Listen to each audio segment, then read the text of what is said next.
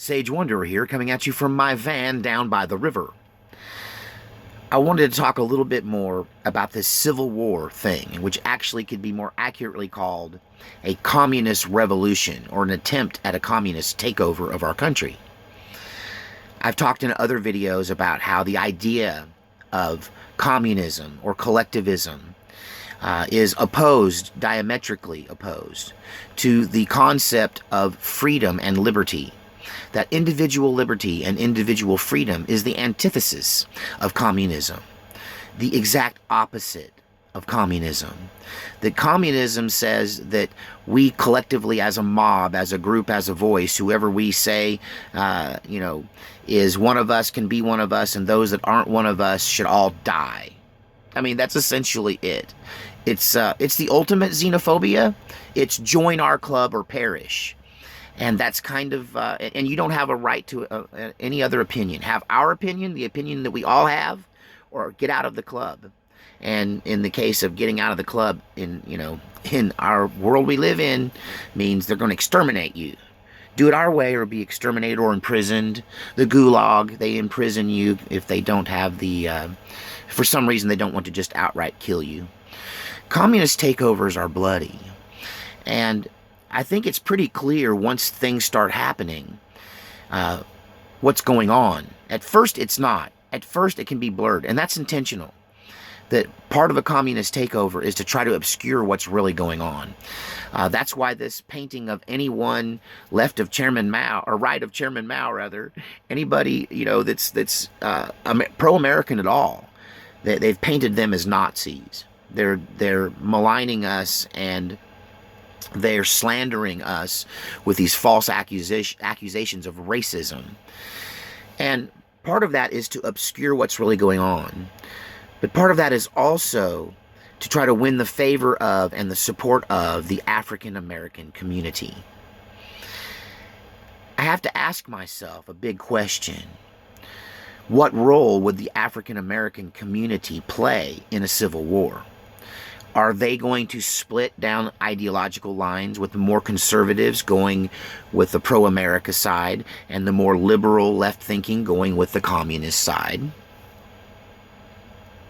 Honestly, I think you may be underestimating African American people and their culture. And I hate to speak for African Americans, and I'm not trying to.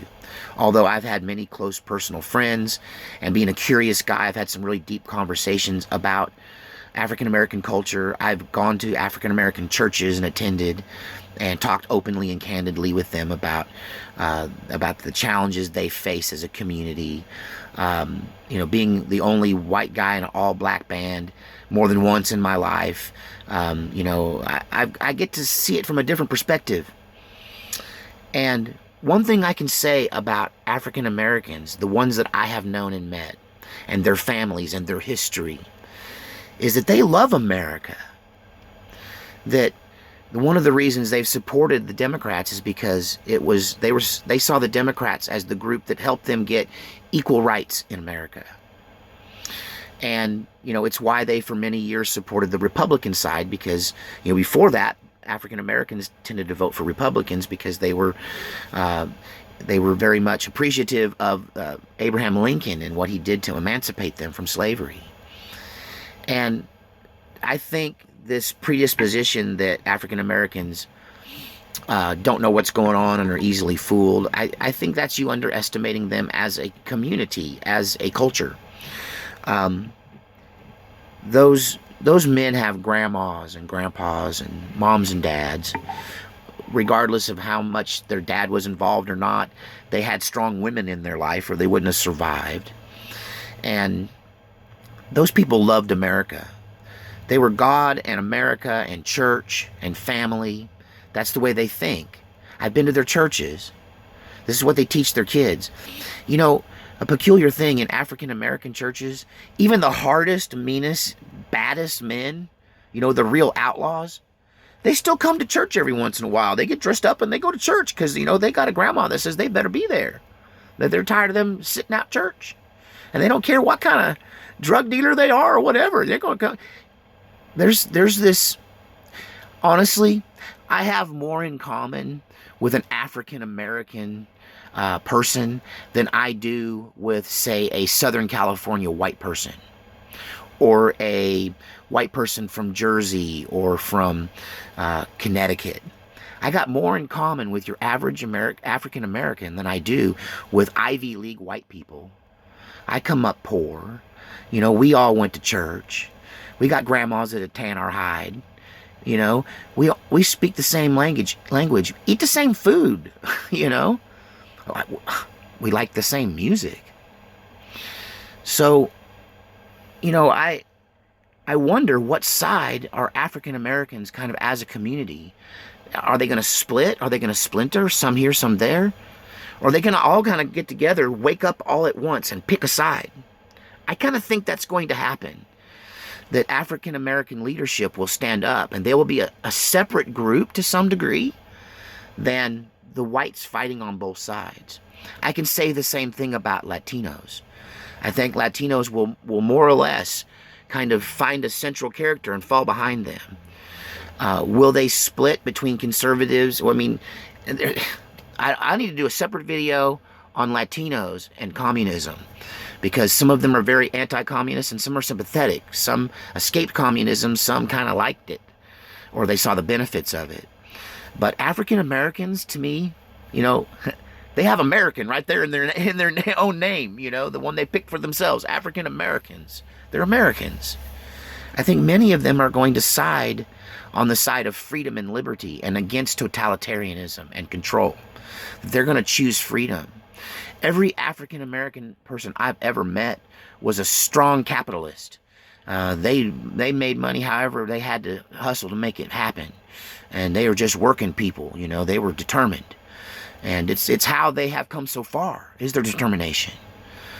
I think African Americans, and I'm starting to see the trend in Trump supporters, and I don't think they're supporting Trump as much as they're responding to the totalitarian control and the anti-liberty and the censorship coming from the left.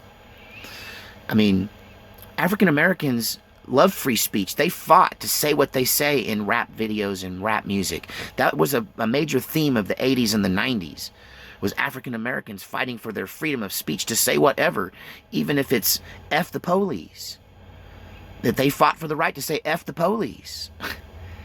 And I can't see them signing on to communism, just collectively as a people, as a community. I know it's made up of individuals, and no African American can speak for all African Americans.